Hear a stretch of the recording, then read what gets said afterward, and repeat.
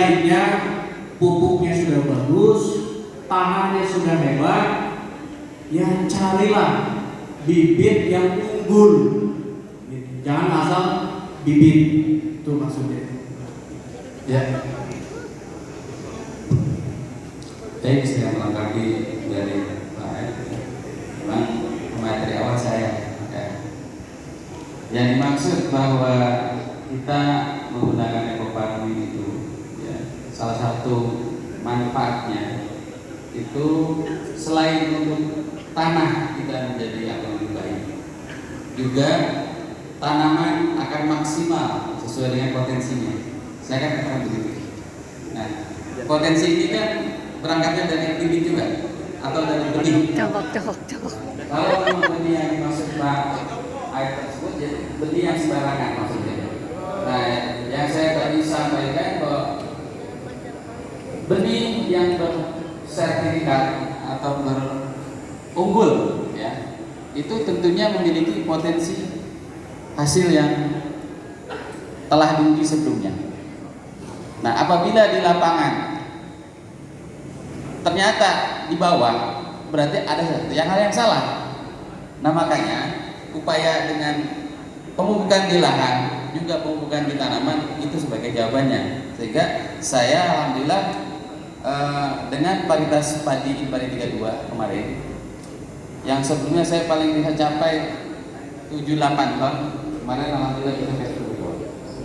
Karena mungkin pola dan tata caranya sudah tepat sesuai dengan kita lakukan. Oh, Itu saja.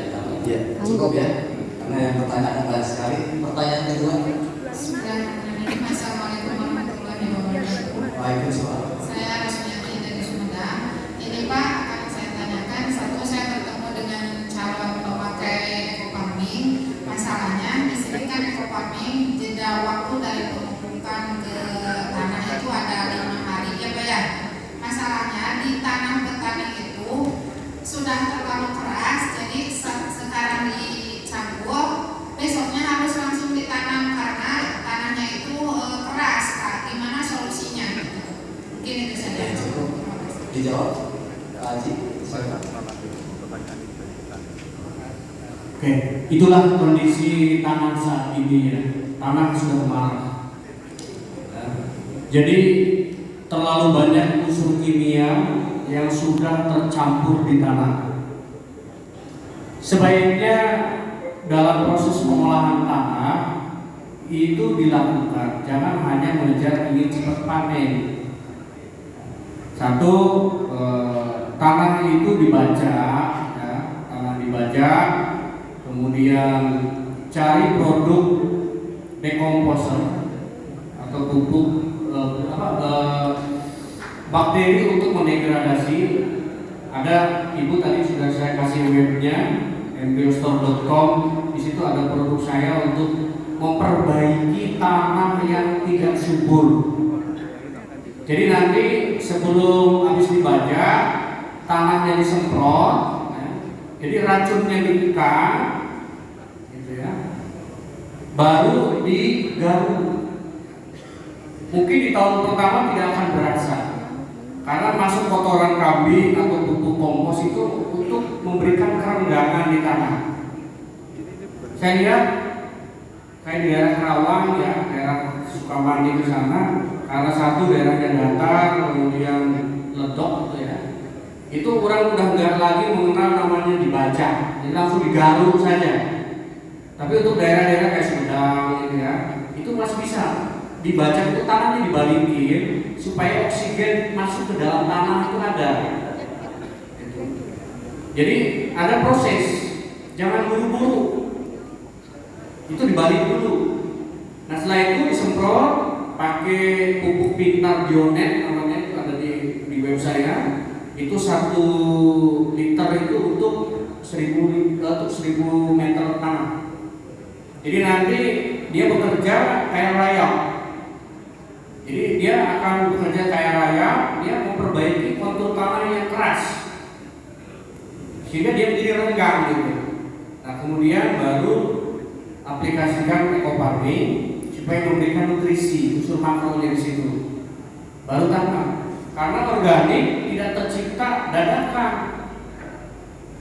Itu tercipta minimalnya itu 3 tahun. Kalau mau kembali lagi menjadi subur. Karena kita sudah terlalu serakah.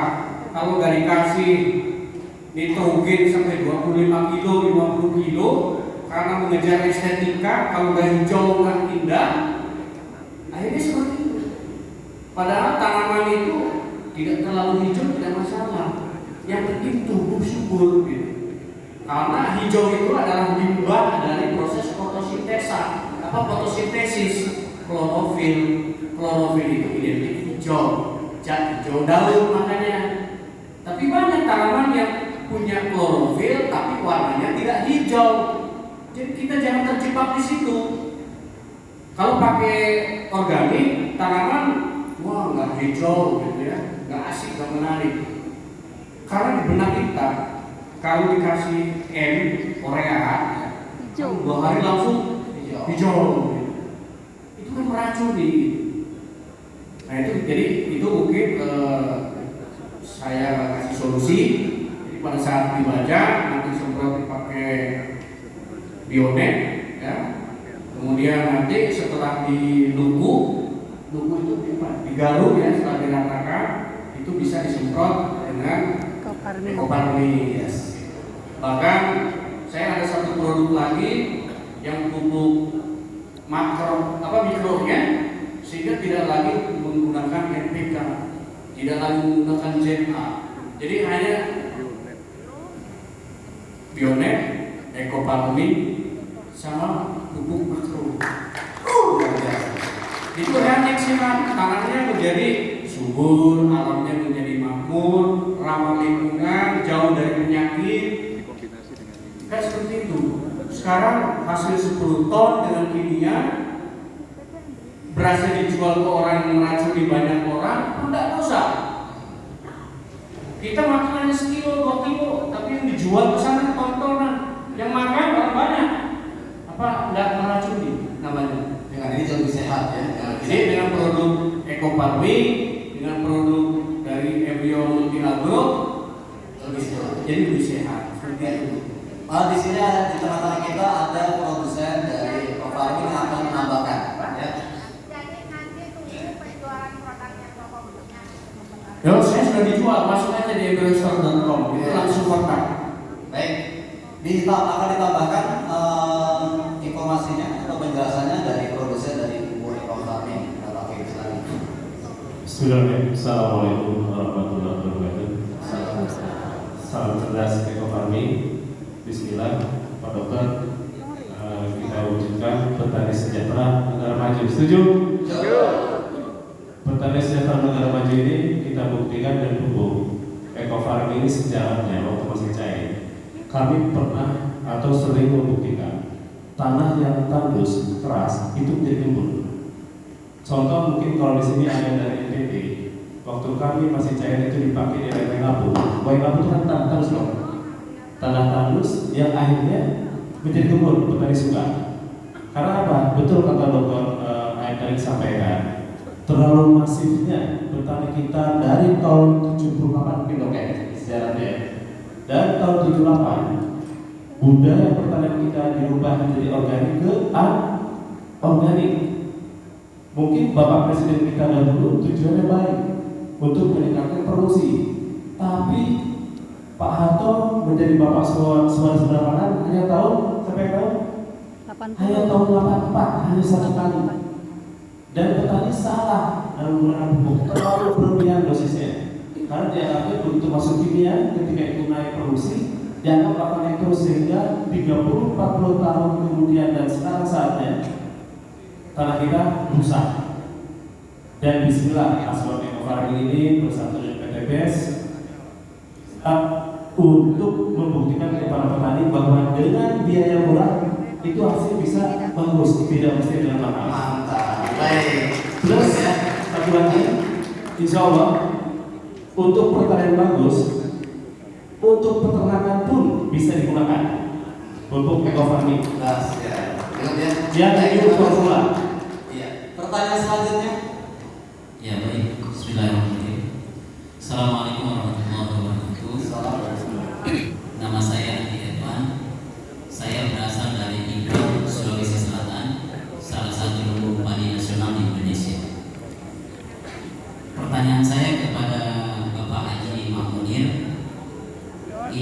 terkait tentang kondisi real di masyarakat kita para petani, dan ada amanah yang diberikan kepada saya untuk disampaikan pada forum ini. Pertanyaan saya, dan saya juga mungkin sebelum bertanya ada pernyataan. Salah satunya Eko farming menurut petani yang saya temui di lapangan pada saat saya sosialisasi dan mencoba mensurvei, kadang-kadang diberitakan bahwa pupuk eko farming itu lebih boros daripada pupuk yang dipakai saat ini untuk penggunaan 1 hektar. Tetapi saya dengar Bapak tadi ngomong bahwa 4 juta dalam 1 hektar, kok rasanya nggak matching? Ya. Karena penggunaan petani biasanya dalam 1 hektar, tapi ini subjektif. Tidak semua daerah seperti itu, tetapi subjektivitas itu saya bawa ke forum ini barangkali bisa ditanggapi supaya ke depan kami bisa sosialisasi lebih informatif dan lebih sempurna. Bahwa 10 karung penggunaan pupuk itu kurang lebih 1.300.000 Pak dalam 1 hektar penggunaannya. Terus kalau kita tawari pupuk eko farming, petani-petani bilang mahal, 250.000 satu tube. Kalau 250.000 satu tube dikali 10 itu otomatis 2.500.000. Isinya akan disekat para penyuluh-penyuluh eko farming Pak. Itu satu. Minta tanggapannya. Terus yang kedua masalah penggunaan dosis. Dosis menurut hemat kami setelah di lapangan bahwasanya 1 hektar itu menggunakan 10 tangki Pak, tidak 20 tangki dalam 1 hektar. Sementara SOP daripada perusahaan kita itu 1 hektar itu 20 tangki. Petani bilang, wah kalau begitu kita kecapean. Padahal sebenarnya kalau kita mau pupuk pakai semprot itu cuma 10 tangki aja, itu sudah merata kalau kita menyemprot Pak. Jadi pertanyaannya adalah, kalau misalnya kemampuan petani hanya mampu memupuk atau menyemprot 10 tangki dalam 1 hektar, apakah misalnya ditambah dosisnya menjadi 100 cc per 1 kali tangki atau tetap 50 cc? Jangan sampai punya dampak gitu Pak yang berbahaya untuk tanaman. Saya kira itu aja untuk Baik, satu pertanyaan ini mewakili jawaban untuk semuanya ya. Ya, semua betul. Terima kasih. Ini dari Sulawesi ya. Beneran betul, keren. Perlu saya tanya dulu, Bapak pakai nyimbang pula apa yang sebelumnya? Kalau saya bukan petani, tapi saya anak petani dan saudara-saudara saya petani Pak. Ya. Tetapi saya betul ngotot mau menjadikan eko farming ini sebagai proyek di daerah saya. Nah, makanya saya harus punya informasi yang matang karena terus terang Pak, saya curhat ini. Singkat aja ya. Bagaimana caranya petani-petani menggunakan pupuk kita karena kita sendiri para penyuluhnya belum yakin, dan keraguan itu harus dipecahkan di forum training seperti ini supaya kami juga lebih yakin pada gitu Pak. Begini Pak, inilah yang dikatakan cara berpikir cerdas. Ya. Makanya kalau ini diperhatikan, jadi orang mengatakan mahal itu kenapa? Dan mengatakan murah pun tidak ada sebabnya, ya kan? Nah, kalau kita bandingkan, kita logis saja perbandingannya uang lah katakanlah begitu. Harga kopi 250, kalau 1 hektar berapa? 2,5 juta. Itu sudah semuanya ada di situ lengkap. Bapak bisa bayangkan kalau misalnya semua pupuk dilengkapi dengan produk yang lain yang satuan barangkali ya, itu berapa jumlahnya? Terus juga perlu diketahui bahwa pupuk yang ada di pasaran itu kan ada yang sifatnya subsidi dan non subsidi. Nah, Bapak kalau bandingannya dengan subsidi ya jelas lah, subsidi itu lebih murah. Dan perlu Bapak tahu dengan produk subsidi juga komposisinya kalau dilihat tadi itu jauh daripada. Intinya gini Pak, harga tidak akan bodohin kualitas. Begitu Pak. Satu. Terus kedua, kita harus cerdas begini. Berapapun biaya yang kita keluarkan, ketika outputnya bertambah 2 sampai 3 kali lipat, apakah itu bukan suatu keuntungan? Artinya di sini kita harus berpikir secara bijak, ya, bahwa perbandingan itu dibanding dengan baik input maupun outputnya, Pak. Nah, makanya untuk kalangan penyuluh khususnya, saya juga penyuluh, Pak. Jadi yang harus kita lakukan ke petani itu, oke lah, harga nomor 10, Pak. Yang penting bukti dulu. Nih petani biar harganya 1 juta per kita beli, Pak. Percaya bagi yang petani itu seperti itu. Makanya kita sebagai agentnya atau maksudnya orang yang memang menjadikan media kepada petani itu bicara itu harus bijak. Dan tolong di sini sebagai satu pesan buat dari saya nih ya, kalau menawarkan sesuatu petani, jangan dulu tawarkan produk, tapi berikan dulu solusi. Jadi masalahnya apa? Lalu kita ambil satu masalah itu, barangkali ada masuk di dalam pembukaan, itu baru bisa. Selama itu masalah belum diselesaikan, ya apapun produknya bisa jadi tolak. Ya, jadi masalah tadi yang pertanyaan pertama bahwa pupuk ekonomi itu lebih mahal, saya bilang bagi saya lebih murah. Ada yang lebih mahal lagi, Pak. Ada yang lebih mahal lagi. Yang non subsidi, yang lengkap ada. Cuman kita harus bisa mengimbangi, Pak. Semua pemupukan itu kan pada dasarnya ya, Pak, ya, mohon maaf, itu rata-rata kan ketanamannya yang kelahan itu, Pak. Padahal tanah kita ini dari musim ke musim harus diambil, ya kan, energinya dari bumi. Sementara tidak pernah dikembalikan dalam bentuk pupuk tanaman. Beliau dari Pak Aib mengatakan tadi juga, kita ini kan dalam rangka pengembangan budidaya pertanian ataupun bertani yang sehat, menjadikan tanah kita tanah subur dan petani pun insya Allah akan makmur. Begitu, Pak. Ya. Terus yang kedua berkaitan dengan dosis, Pak. Dosis itu semata-mata tujuannya adalah apa? Efisiensi, Pak. Bapak misalnya mau berangkat dari sini ke Jakarta, ya, mau lewat tol bisa, mau lewat jalur biasa bisa. Tinggal efisiensi mana Bapak akan kejar. Kalau Bapak efisienkan, pakailah ini. Mungkin 5 menit nyampe, Pak. Artinya kembali lagi dosis di sini yang saya maksud. Bapak jangan sampai terjebak dengan sebuah angka. Memang di dalam brosur bisa mencapai 1,20 km, ya kan? Itu yang dimaksudkan. Sebetulnya nggak gitu, Pak. Di situ kan begini. 1 hektar itu 10, ya kan? Kita bagi 2 untuk lahan dan 4 untuk tanaman, artinya untuk daun atau tanaman sendiri. Nah, cara yang sederhana menghitungnya begini, Pak. Itu sudah jelas. Tinggal kita bijak aja, petani kalau nyemprot berapa tangki.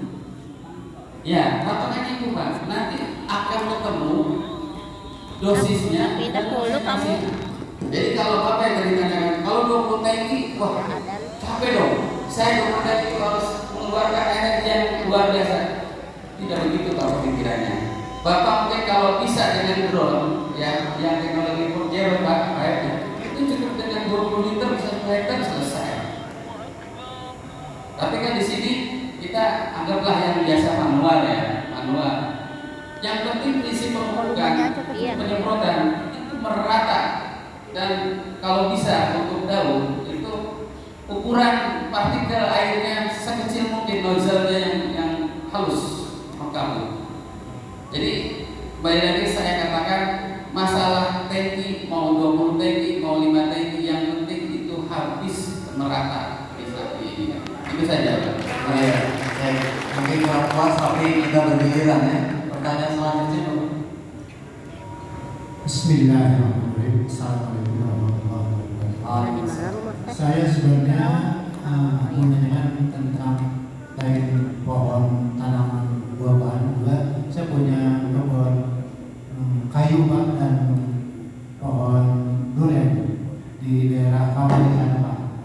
Daerah Kawali di Kabupaten Ciamis.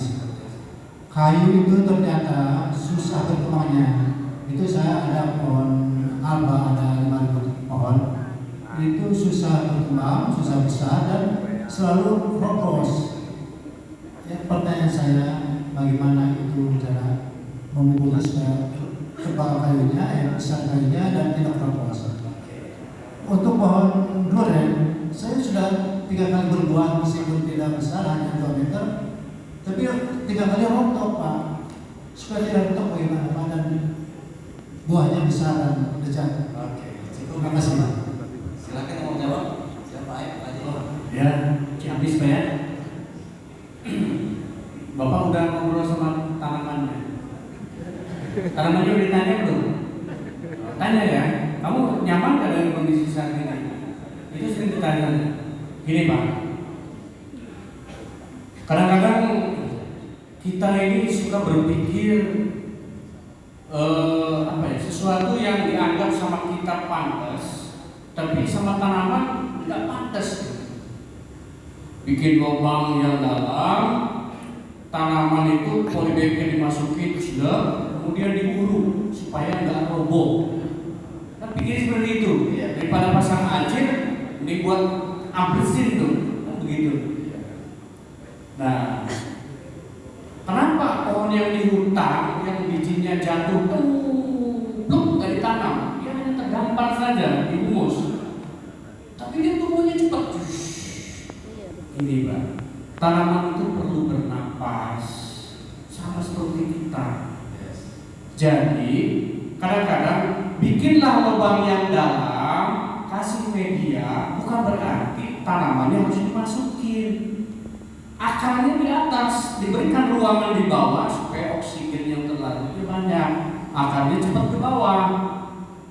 Jadi tanamannya tetap di atas, sehingga bonggol bagian bawahnya itu tetap terlihat tersinari matahari. Saya banyak kemarin para petani sengon di daerah Jawa Tengah, di Batang itu 5 tahun tuh segitu Pak. Tapi kami kalau Jati Solomon di daerah Subang sini 3 tahun itu sudah rata-rata 30 sampai 35 cm diameternya. Nah, karena target panen kita di 5 tahun saja. Jadi itu bisa saja dari kesalahan pas tanam terlalu dalam. Itu bisa satu ya. Kedua, atau varietas bibitnya yang kurang bagus, gitu kan? Kadang-kadang kita beli bibit durian sambungan gitu ya, atau stek atau kulasi. Kita kan nggak pernah tahu petani.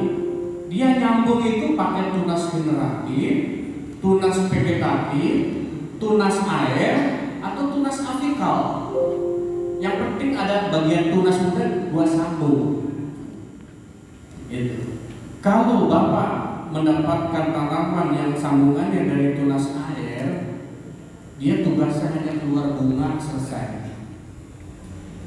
Akan jadi buah. Yang salah siapa? Dua-duanya salah. Yang jual juga kadang-kadang nggak ngerti ilmunya. Yang beli apalagi nggak tahu prosesnya. Masa kecuali dari penangkar-penangkar yang sudah bersertifikat atau dari hasil kultur jaringan itu sudah diprediksi, itu genetiknya sudah kita perbaiki, kemudian penanggulangan hamanya sudah kita kasih, dan itu baru. Nah solusinya barangkali Pak, solusinya ini semua dengar ya, barangkali punya tanaman di luar sana, kalau terlalu dalam Bapak gali tanahnya, biarkan kering dulu. Beberapa menit Bapak siram pakai ekofarming ya, atau diinfus bisa, diinfus di bagian akarnya itu bisa. Nanti ditambah Bapak baca embryostore.com ya, itu ada panduan teknis budidaya durian. Terima kasih Pak Win, mau tambahin? Tambahan sedikit kaitannya dengan penggunaan pupuk ekofarming untuk tanaman keras. Itu kalau tanamannya sudah berusia, bisa kita lakukan sebulan pertama per minggu. Ini organik ya, jadi berlebihan tidak apa-apa. Akan dilihat dari kompensasi hasil, insya Allah lebih baik. 1 bulan pertama per minggu, masuk bulan 2, bulan ketiga per 2 minggu, masuk bulan 4, 5, 6, 7 per 1 bulan. Jadi semakin rendah. Bisa masukkan dosis per pohon sekitar 5 cc campur 2 liter air. Lakukan tadi saat sekolah terbuka atau bekerja pagi hari. hari ya. Jadi laporan pada saat itu insya Allah bisa kita lihat perkembangannya dalam beberapa waktu ke depan. Yang lebih bagus lagi kalau ada sisa, semprotkan ke atas, ke bawah daun. Makanya kalau di sawit sekarang banyak perusahaan perkebunan besar itu tidak pakai pesawat capung lagi, tapi udah nggak kuat lagi karena budaya salah. Ini yang banyak dilakukan oleh perusahaan salah. Ketika nanam tanaman atau memperoleh tanaman itu atas daun, jadi yang betul adalah bawah daun. Tentu paling bermanfaat adalah akarnya. 2 liter air campur 5 cc. Yang baru seperti kata Pak Dokter tadi dibuka akarnya. Ini salah juga banyak nih. Budaya tanaman keras, nanam mangga atau jambu di pekarangan rumah, tapi ditutup, dipur.